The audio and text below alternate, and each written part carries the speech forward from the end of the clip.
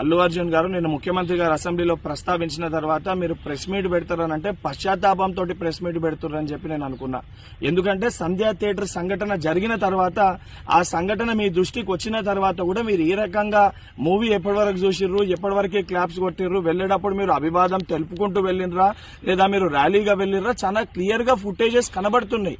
మీరు అవన్నిటినీ పక్కన పెట్టి ఏదో జరగలేదు, నా దృష్టికి రాలేదని చెప్పి మీరు మాట్లాడుతున్నారు. సరే, మరుసటి రోజు మీ ఇంటి దగ్గర కూడా మీరు ఆ ఇన్సిడెంట్ జరిగిన తర్వాత కూడా పటాకీలు కాల్చుకున్నారు. సరే, ఆ విషయాలన్నింటినీ కూడా మేము ప్రస్తావిస్తలేము అని మీరు మాట్లాడుతూ ఏమని అంటారు, తెలుగుని సత్తా చాటుతున్నాం అని మాట్లాడుతున్నారు. తెలుగుని సత్తా చాటేది ఉంటే మన వలన తెలుసో తెలియకనో ఏదైతే సంబంధించి సంఘటనలో మనుషుల ప్రాణాలు పోయే విధంగా అటువంటి ఒక చర్యలు జరిగినప్పుడు దాన్ని ఏదైతే సంబంధించి సానుభూతితోటి స్పందించి ప్రెస్ మీట్ నిర్వహించి ఆ కుటుంబానికి అండదండగా నిలిచే ప్రయత్నం చేయాలి తప్ప నిన్న ముఖ్యమంత్రి గారు ఏదైతే ఈ ప్రజాప్రభుత్వము ప్రజలకు అండదండగా ఉంటది, ఎవరు తప్పు చేసినా కూడా ఊరుకోము, శిక్షిస్తామని చెప్పి ముఖ్యమంత్రి గారు వారి స్థాయిలో తెలంగాణ ప్రజానికానికి ఒక ధైర్యం, ఒక భరోసా కల్పిస్తుంటే దాని తర్వాత మీరు ఈ రకంగా ప్రెస్ మీట్ పెట్టడం అనేది ఇది సరికాదు. ఇప్పటికన్నా మీరు మాట్లాడిన మాటలపైన మీరు ఆత్మవిమర్శ చేసుకుని మీరు మాట్లాడిన మాటల్ని వెనుకకి తీసుకోవాలని చెప్పి డిమాండ్ చేస్తున్నా.